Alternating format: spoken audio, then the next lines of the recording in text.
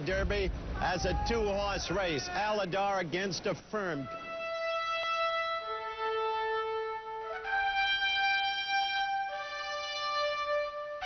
Usually, the Kentucky Derby's coming up and they're talking about 4 or 5 or 6 horses, and this horse has done this and this horse has...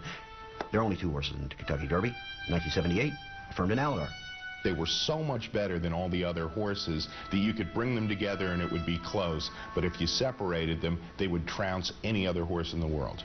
As post time approached at Louisville's Churchill Downs, Kentuckians were split between 2 favorite sons, one a horse, the other a jockey.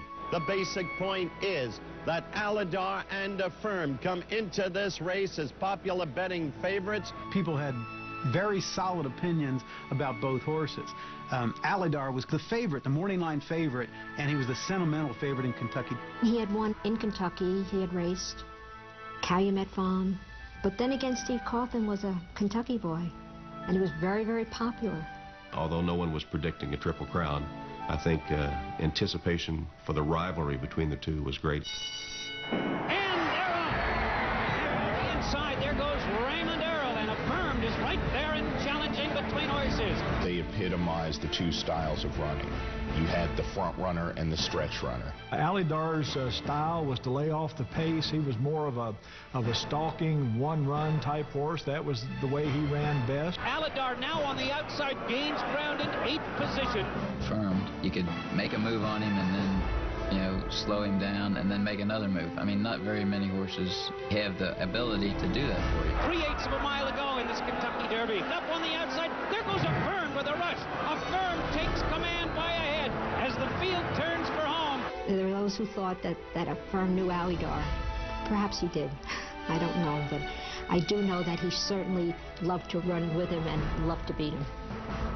Down the stretch they come. Affirmed on the inside takes command again. Believe it is second. Alydar gains ground third. They're in the final furlong. It's Affirmed with Stevie Coffin showing the way by 2.5. Believe it with Ed Mapley's next on the outside. Alydar is third, but it's going to be Affirmed. Affirmed with Steve Coffin is going to win this 104th running of the Kentucky Derby. Alydar is second. Believe it third.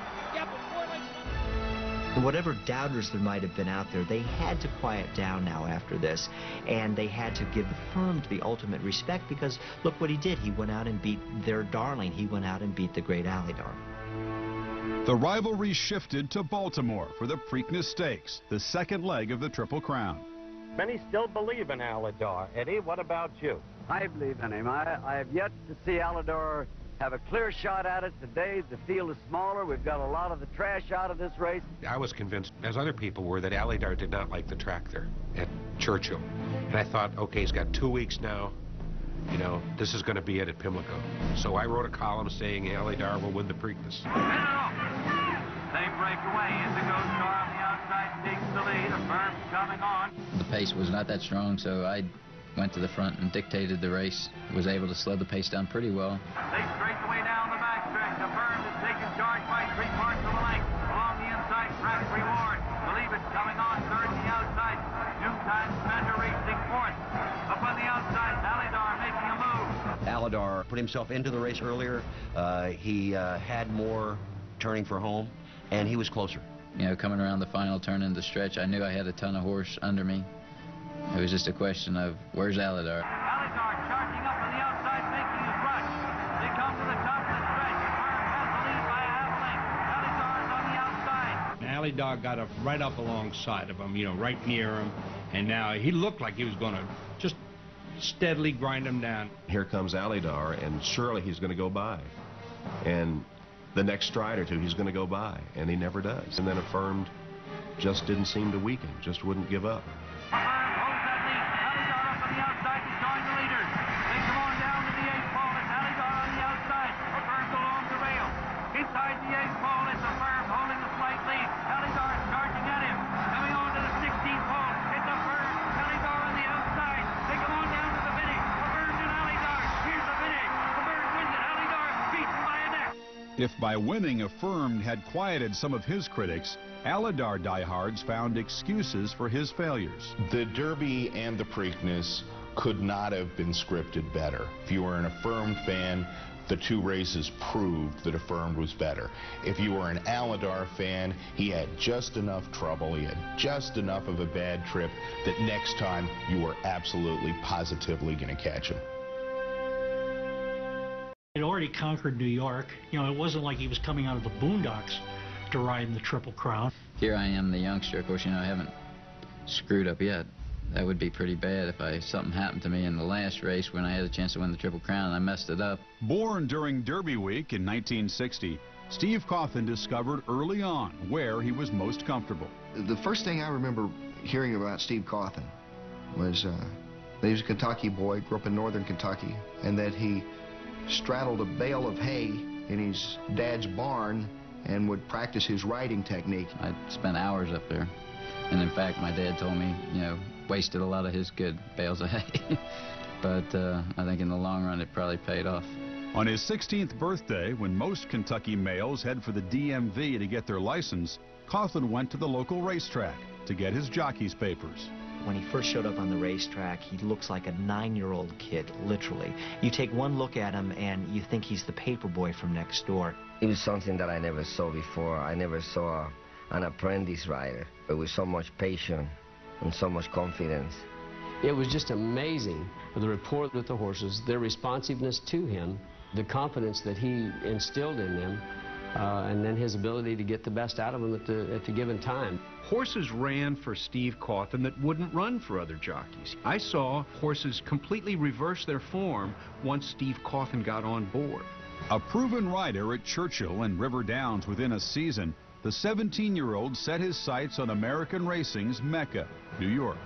Everybody said when he was in Ohio and Kentucky, well, he's only doing it in Ohio and Kentucky. But then he came to New York, the big leagues, and didn't miss a beat. Here was Cawthon the way Bob Feller was in baseball when he came up as an 18-year-old kid striking out the big guys. It's something that we love to see in America. Teenager who survived and excelled in the big leagues.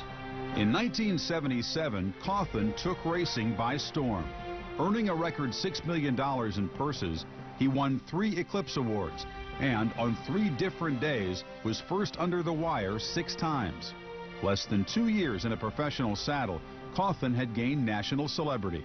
I made a record for when the record was released, and I had to go to New York to, you know, sign copies, and all these little girls were coming up and getting me to sign it. I felt like I'm, you know, Michael Jackson. I remember crowds of people waiting for autographs of Steve Cawthon as he came out after the races. I mean, that just didn't happen. He's on the cover of major magazines. There's a book written about him. He was the kid. He was the natural. Sports Illustrated named him Sportsman of the Year. And he never showed any ego. You know, he never got arrogant. He didn't get conceited. Steve was an authentic Cinderella kid. He was just one of the politest, nicest kids you would ever meet. I love what I'm doing, and that means more to me than, the interviews are part of it, I guess. It's come around as my success has come around. I was very focused on what I was trying to do, which was, you know, win every race that I possibly could and try to find a great horse to ride. Cawthon found his great horse, and on the second Saturday in June of 1978, he stood on 2 legs of the Triple Crown and climbed aboard Affirmed at Belmont Park.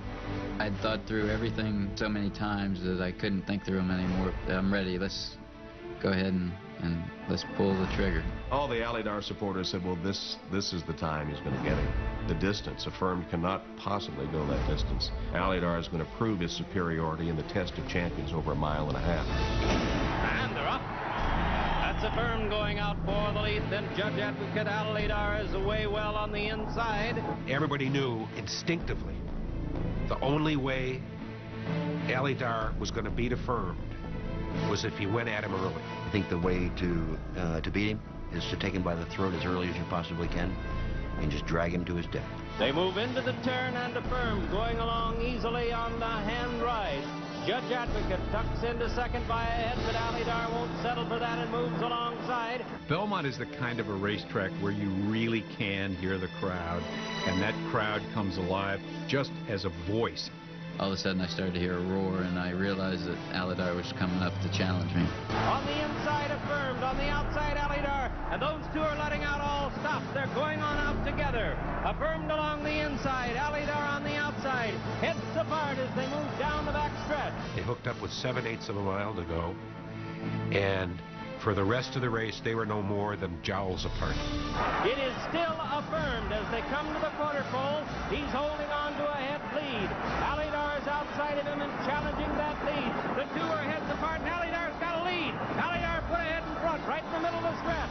He appeared to stick his nose in front, and everybody was saying, finally, he's going to do it. And I said, got it. My horse is vindicated.